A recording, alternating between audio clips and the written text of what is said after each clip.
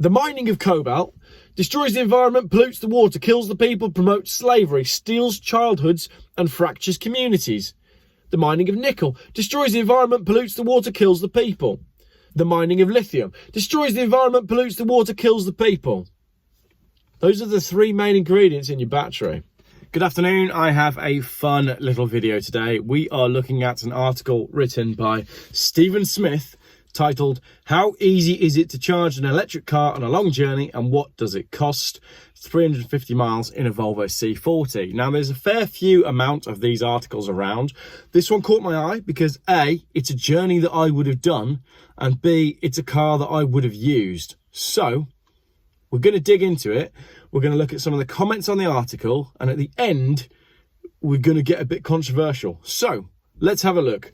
The goal for Stephen Smith was to drive from Cornwall to Bristol and back. Now, I've spoken to Stephen on email. He's based just outside Redruth. To Bristol, that's 175 miles, 350 miles in total. So Newquay, which you probably know, surf town, everybody goes there, party town, that's 163 miles to Bristol. Now, that journey, so that you understand the context, essentially, once you get out of Newquay, you're onto the A30, which is a dual carriageway. No traffic lights, no nothing, from Newquay all the way to the motorway, okay, to the M5. So no stopping. It's an hour and a half from Newquay to Exeter, where the motorway starts. From there, it's another hour and a half from Exeter to Bristol. You can do the whole thing pretty much without touching a traffic light. You can get in your car, you can sit at 60, 70 mile an hour, and you can do it from the edge of Cornwall, well, the edge of the southwest, Newquay, on the A30, all the way to Bristol. Dead easy. Very easy journey. I've done that journey many, many times. I went to university down in Cornwall, and I am from the Midlands, so I spent a lot of my time on the A30 and the M5. So as soon as I saw this journey, I thought, that's a bit of me, that is. That's the sort of thing I would have done. Now, I spoke to Stephen. Stephen has family in Bristol. What he normally does is drive up fairly early doors, spend the day with them, and then drive home. So his challenge was, is it possible in an electric car? And the electric car that he's using in this is a C40, which is the same one that I test drove. So his normal car is a 16-year-old BMW 318 diesel. Those 318 diesels, you're talking 55, 60 miles to the gallon, 500 miles, probably more to the tank. So what he'd normally do is fill up with fuel in Cornwall, and then by the time he gets back home to Cornwall after his big day, probably 100, 150 miles left in the tank, maybe more. Despite the battery showing 100% when I was ready to set off, I still only had 180 miles showing for the actual range. This is interesting because when I test drove that Volvo C40, I arrived at the dealership and they said to me, "Yeah, Geoff, you know, if you want, take that Volvo C40 out." And I started it up and it said 180 miles range, but it was fully charged. Now, that should have 273 miles in the tank.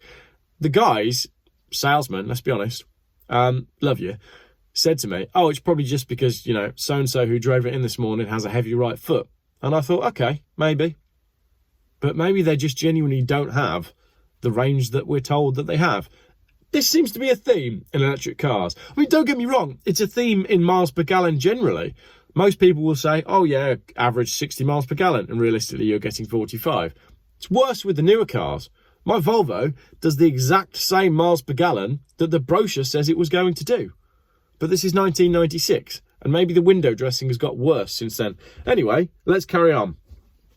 I was hoping that the 180 mile range would level out a bit once I was cruising. Maybe it would even go up, like how MPG improves when you're done with stop-start driving and you get motoring. But it didn't. No matter, my intended stop for charge was Taunton Dean Services on the M5, which was 120 miles away and therefore well within what I had to play with. So he's got 180 miles on the clock and he needs to cover 120 in the car. I arrived there at 9:40 a.m. with 25% battery left and 45 miles remaining. So he's used 3/4 of the battery to do 120 miles and the car's saying 45 miles left. So that's 165 miles range from a full charge. That's not acceptable. But I tell you what's not acceptable, driving past Exeter services to stop at Taunton Dean. Taunton Dean's rubbish. Go to Exeter, it's much better. Costa Coffee, WH Smith. I mean, don't get me wrong, it's no Gloucester services, but it'll do. But there's a more important issue than where you buy your coffee from, which Stephen is yet to discover. Taunton has a grid serve fast charger, pumping 60 kilowatts into the car at a cost of 65p per kilowatt. It's very quick and easy to hook up with its own cable extending out rather like a petrol pump and plugging straight in with no need to faff with the cables that come with the car. Once plugged in, you tap your contactless payment card and off you go. And when you're done, you just hit stop and it tells you the cost. You unplug and off you go. I'm glad that was easy for him. He didn't get there and find that none of them were working or anything like that. He says, I'd normally stop here for 10 to 15 minutes, if at all, for a quick break and a cuppa. But on this occasion, I needed juice of another kind, so I waited until 10:20. So he's there for at least 40 minutes, by which time the battery gets up to 60%. I'm not sure why you went for Taunton Dean, buddy. Exeter is way better, and 40 minutes at Taunton Dean services, no thanks. I worked out on all those journeys when I would do it, I would straight shot from Newquay to Exeter, coffee at Exeter, and then all the way home to Birmingham, 3 hours. But everybody does things differently. So it had been easy, but it hadn't been cheap. The cost was £19.62 to add 55 miles. 55 miles in my BMW would use about 1 gallon, costing less than £8. So at those rates, it's costing more than twice the price of his diesel. On I went, getting to Bristol just after 11 a.m, a good half an hour after I would normally have got there. And on arrival, he was back down to 35% and 60-mile range. So he's got to his destination, knowing full well that the car can't make it home. So I plugged in at a relative's house as quickly as I could, meaning there's got to be an awkward conversation. Hi, nice to see you. Can I plug my car in? Yeah, you're going to pay us for that?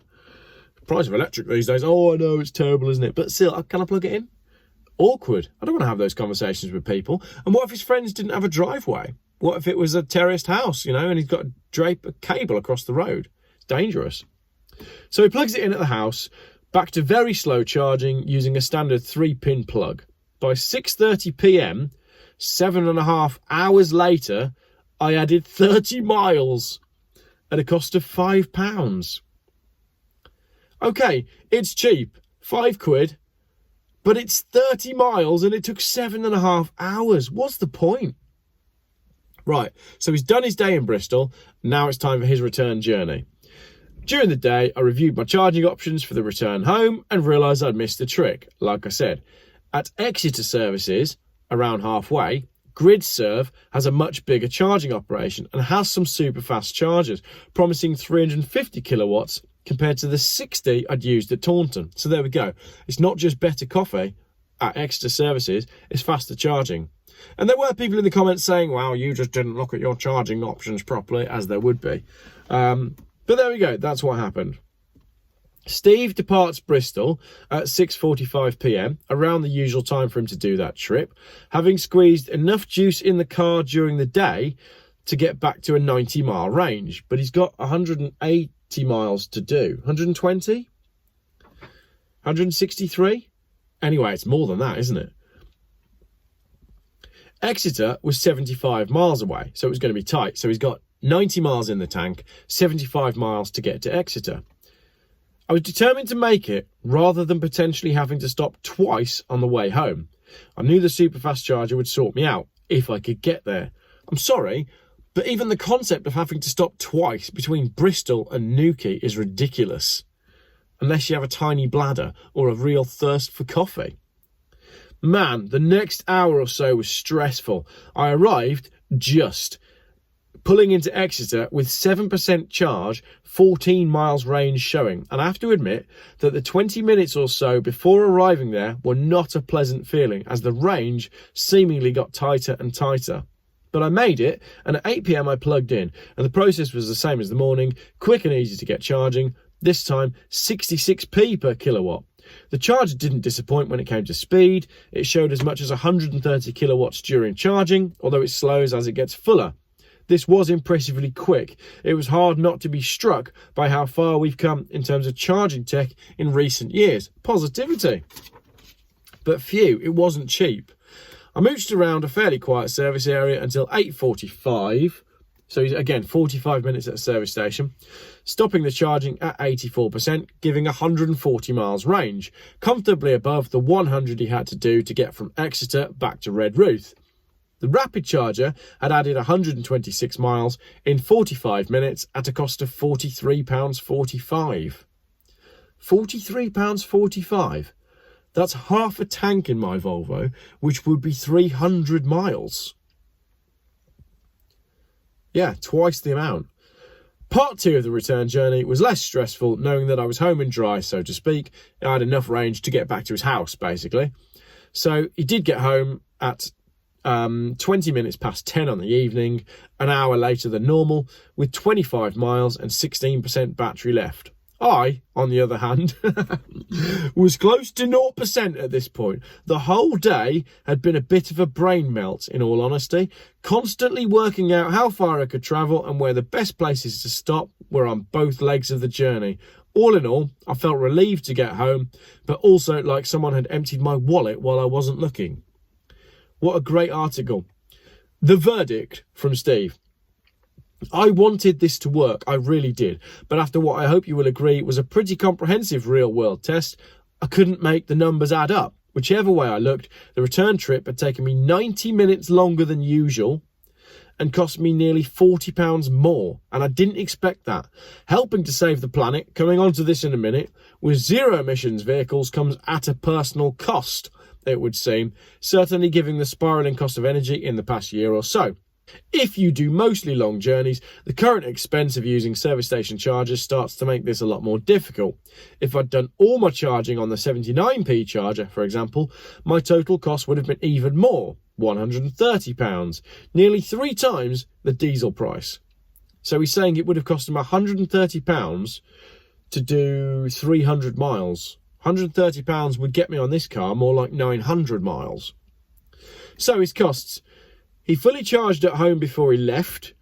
That was £20 and added 180 miles.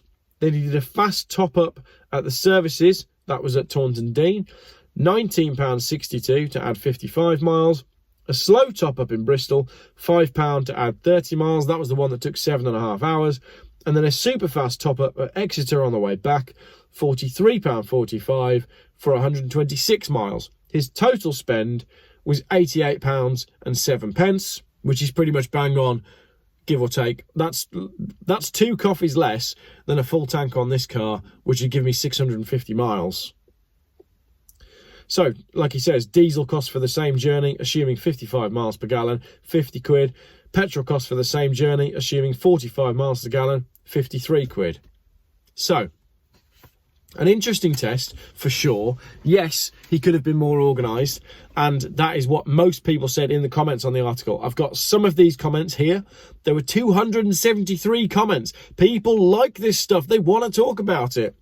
Gaza says, I smell a rat. He picked an EV with the equivalent of 400 horsepower and then charged it as cluelessly as possible. I could counter that by picking up a 400 horsepower diesel and finding the dearest garage at £1.99 a litre and putting it up against a frugal 5 miles per kilowatt EV and claim victory for the EV. Equally as absurd. I don't think you could, Gaza. I really don't. Also, look at the kind of EVs that people want to buy. They don't want frugal 5 miles per kiwi. Kiwi? There's no Kiwis involved in this. They don't want frugal little economical EVs. They want giant SUVs that could do 0 to 60 in half a second. What are they stealing? Rail Crane says, I just checked on GridWatch and I find that only 50% of electricity generated at present is made using fossil fuels. Only 25% is renewable energy. 5% of that is biomass, felled trees from Canada. 12% is nuclear, and the rest is imported through interconnectors. So, to claim you're helping save the planet with zero emission is completely false. 25% is renewable energy. 5% of that is biomass, which is pulling trees down. So your 100% environmentally friendly electric car is only charged by 20% of actual green energy. The narrative's falling apart, isn't it? Alan6 says, Good article, but in your summation, you didn't mention what long-term toll the fuel anxiety would have on you. That's a good point. If you're constantly stressed about fuel anxiety, it's going to lower your life expectancy. Alan goes on, a few other issues. The increased weight of EVs is more damaging to roads. No debate on that, it's true. The carbon footprint of EVs in manufacture is far worse than internal combustion engine vehicles. Correct. Even according to Volvo, when using the Avril global energy supply, a C40 Recharge will need to cover 68,300 miles before it breaks even with a petrol car. This doesn't take into account the batteries are non-recyclable or the human cost of children and adults working in cobalt mines, coming onto that in a minute, in inhumane conditions, something the EV zealots overlook. Absolutely, Alan 6, you are spot on. So if you're planning on buying a brand new Volvo C40 and you're going to lease it for 3 years, great. You are at no point doing the planet any good. Right, Master Barlow says, ignore the range, fully charged, my van says 210, but I rarely get more than 140 miles out of it, only around 100 if I go on the motorway. That's the funny thing about these EVs as well. My diesel car is better on the motorway because it's using less power. The EVs seem to be worse. Smoke Hill, just don't do it. This is an automotive cul-de-sac for woke people who want to show they are doing their bit by virtue signalling. The bottom is falling out of the market, and if you need a new battery, you might as well set fire to it. Great comment, Smoke Hill. Some of them set fire to themselves, so you don't need to worry so much about that. And then I got a couple of great comments to conclude from Mrs. Skeptical. Friends in the USA are getting very worried about the recycling costs. Dead batteries are still toxic and disposal costs are high because the technology doesn't exist. Cars with dead batteries are almost unsaleable due to the cost of replacing the batteries. They reckon it costs a fortune in carbon and cash to go electric green. Also, my friend travelling from Sheffield to North Devon before Christmas in his Porsche Taycan had an electric charge stop in Bristol area and waited 5 hours for a charger to become available, which put him off his electric experience. Brilliant comments from Mrs. Skeptical, exactly in line with what I was saying around Christmas with all the Tesla owners queuing to charge at the same time. Finally, I want to touch a little bit on some of the comments that have been pointed out there, okay? The harms of what these electric cars are doing. An electric car battery, on average, takes 15 kilos of cobalt, 40 kilos of nickel, and 50 kilos of lithium, all right? The mining of cobalt destroys the environment, pollutes the water, kills the people, promotes slavery, steals childhoods, and fractures communities. The mining of nickel destroys the environment, pollutes the water, kills the people. The mining of lithium destroys the environment, pollutes the water, kills the people. Those are the three main ingredients in your battery. So, I have here a New York Times article talking about what's going on with lithium mining. Now, Lithium Americas has drawn protests from members of a Native American tribe, ranchers and environmental groups because it is expected to use billions of gallons of precious groundwater, potentially contaminating some of it for 300 years while leaving behind a giant mound of waste. Does that sound environmentally friendly to you? Oh yeah, we just need to get some lithium for all the batteries for all the electric cars that everybody wants to buy to save the planet. What we're going to do is got to dig a gigantic hole here. It's going to ruin the water, displace all the people and kill all the animals. But it's £0 per year road tax because it's environmentally friendly. On a hillside, Edward and his ranch employees are out early every morning making sure that nearly 500 cows and calves that roam on 50,000 acres are okay. This is in Nevada's high desert and he's checking they've got enough feed. It's been routine for generations, but the family has never before faced a threat quite like this. A few miles from his ranch, work could soon start on Lithium America's open pit mine. Open pit mine even sounds horrible. That will represent one of the largest lithium production sites in US history, complete with a helicopter landing pad, a chemical processing plant and waste dumps.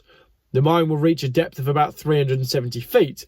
Mr. Bartel's biggest fear is that the mine will consume the water that keeps his cattle alive. The company said the mine will consume 3,224 gallons of water a minute. This is insane. Why is everybody going along with this? That could cause the water table to drop on land Mr. Bartel owns by an estimated 12 feet.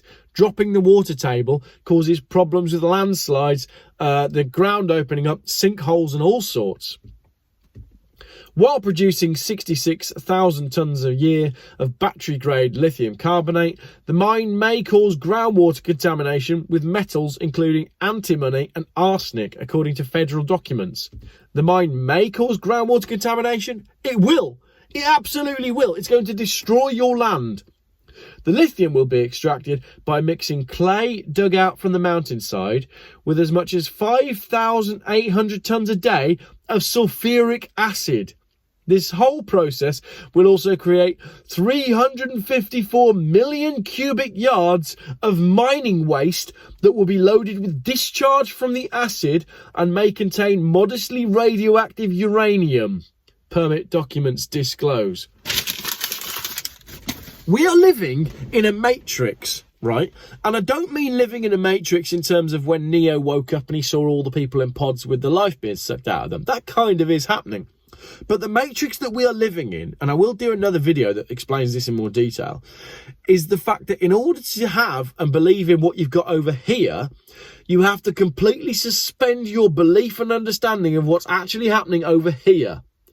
You have to have blinkers on. Your right hand side can see all of the green stuff and the great stuff and the fact that it's tax deductible and it's zero cost and it's zero emissions at the tailpipe and there's government subsidies to help you out, and you look at all that over there, whilst at the same time, children are going down mines with other children on their backs. Teenagers with babies are going down in the cobalt mines and they are mining with their bare hands with no PPE. And there's pits that are containing 10,000 people and they're going down in there every day to come back with the cobalt to earn $1 a day so you can put cobalt in your battery of your electric car and feel good about yourself and the planet. Have a word. How can we let this happen? There's a Joe Rogan podcast he's done recently with a gentleman who wrote a book called Cobalt Red. I don't even want to buy the book because I'm worried the things that it's going to show me will be burnt into my brain forever. The stories that he's telling about the suffering that these people are undergoing in the Democratic Republic of Congo, where all the cobalt's coming from, is absolutely horrendous. You wouldn't wish it on your worst enemy. But we can quite happily walk into a showroom and buy an electric car, feeling great about everything because the government says they're green. This is not my final video on the equipment and the technologies and the ingredients of electric car batteries. I have more to come. Thank you very much for watching. Let me know if you made it to the end of the video. The code word for if you made it to the end of the video is, Geoff, it's all so obvious. Because it is. It's all so obvious. We're living in a bizarre matrix where you have to live in this weird state of suspended animation. I've got to go to work and pay my mortgage and save my money to buy a new build. At the same time, there's literally children that are starving 3 streets away. I don't get it. Anyway, thank you very much for watching my video. As I said, let me know in the comments if you made it to the end of the video. Tell me what you think. Are you going to be buying an electric car? How do you talk to your friends about the fact that they drive electric cars and they think it's green? And how do you process the fact that there's children right now from age like 4 and up working in a mine? And what they do is they dig these tunnels in this cobalt mine. There's no support. It's an illegal mine. So there literally is no support. So they dig a tunnel. The dads and their kids all go down to try and get the cobalt to get their $1 a day. And one mine every week collapses. And they're all just dead. That's the life of a cobalt miner for electric cars. God, I didn't expect that video to get quite as ranty as it did. It's meant to be an easy video today because I'm still feeling a bit ill. Right, must go and collect my children from school because they're fortunate enough to live in a Western world where they have schools and they're going to come home to parents that love them and dinner's already on the table. You entitled little prats. Isn't that sad that that's the thing, you know? Yeah, my kids have got shoes and clothes, a roof above their head and a warm meal. And they don't know they're born. And maybe we don't either. All right, thanks for watching.